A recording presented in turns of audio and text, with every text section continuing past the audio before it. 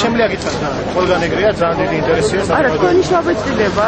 ჩემი შრომეცილება ზუსტად ისე, რასაც ველოდი, ინტერესი არის მიუხედავად იმისა, ხალხი აკეთებს თავდაცვას.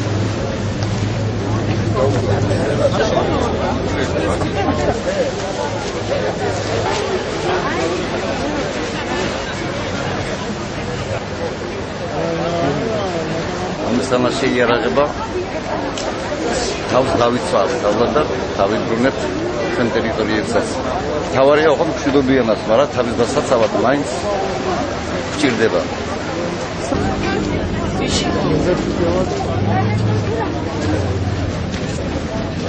ქვეყნის თავდაცვას პირველ რიგში უნდა იყოს. პირველი ამოცანა ჩვენი არის ჩვენი ქვეყნის თავდაცვა. რაც უფრო ხშირად მოეწყობეს ხალხი ნახავს, ვით უკეთესია და ხალხი გაიგოს უნდა. გასაკეთებს ჩვენი მთავრობა. ჩვენი ხალხის საკეთი დღეები. თქვენ არ გიფიქრიათ, ნუ არის აზრი, რომ საჭიროა, მისაღებია, მაგრამ არის ისიც, რომ ამისთვის გარკვეული და საკმაოდ სოლიდური ხალხები იხარჯება. აი ამ ჩვენებისთვის, ანგარიშისთვის, ამაზე რა აზრით უფრო მეტი უნდა დაიხარჯოს, რომ ჩვენი თავდაცვის უნარიან რომ გამკიცდეს, უბრალოდ გამკიცდეს. ჩვენებისთვის? დიახ. თუ შეერაღებისთვის? დიახ.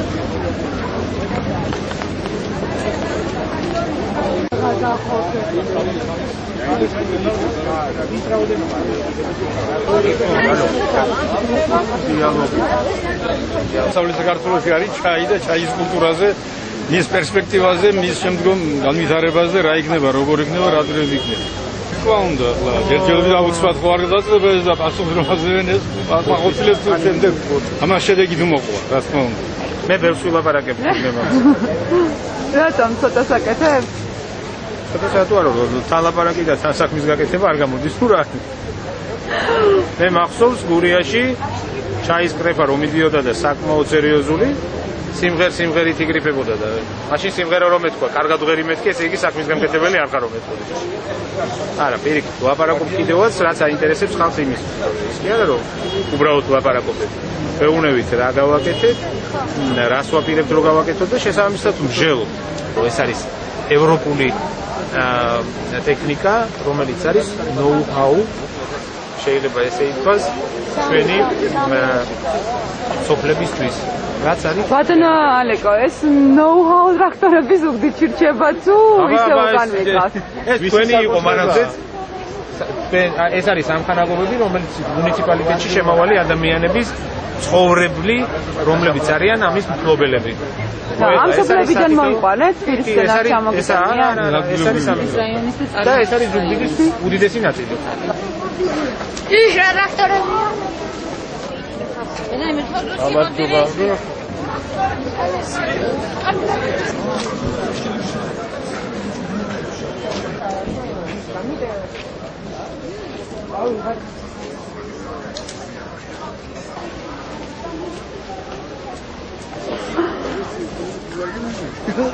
ეს თანამდებობა შვილის მკვლელობას 21 წლის ნახევრის პოლიციის თანამშრომელი მომეკლეს 2020 წელს შვილი ერთადერთი ბიჭი მყავდა. დღემდე გამოუძიებელია ეს. დაზარქებულია და ორჯერ პრეზიდენტს მიმართეთ პირადად გადავეცი წერილი ძალიან ბევრჯერ ერთადერთი შინაგან საქმეთა მინისტრს არასოდეს არ შეხვედრივა. რა მომეცა საშუალება რომ შევხვედროდი. დანარჩენი არ დამეტოვებია არც ერთი ინსტანცია უწერილოდ. მე ახლა ადმინისტრაციის წარმოადგენლოს წერილი გადავეცი და ველოდები გამოძიებას მომიკლეს შვილი. 7 წელიწადია ვითხოვ ამ გამოძიებას, დღემდე პასუხი არ ამაქვს და იქნებ მინისტრმა რამე საშველი დაადგას ამ საქმეს.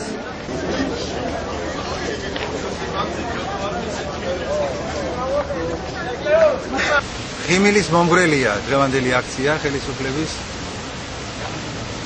მე გამახსენა ამ აქციამ კომუნისტების დრო, როდესაც ეგრეთ წოდებულ VDNХ-ზე выставка достижений народного хозяйства კომუნისტები აწყობდნენ გამოფენებს, საუბრობდნენ მათ მიღწევებზე და ამით აბრუნებდნენ და ატყუებდნენ ხალხს.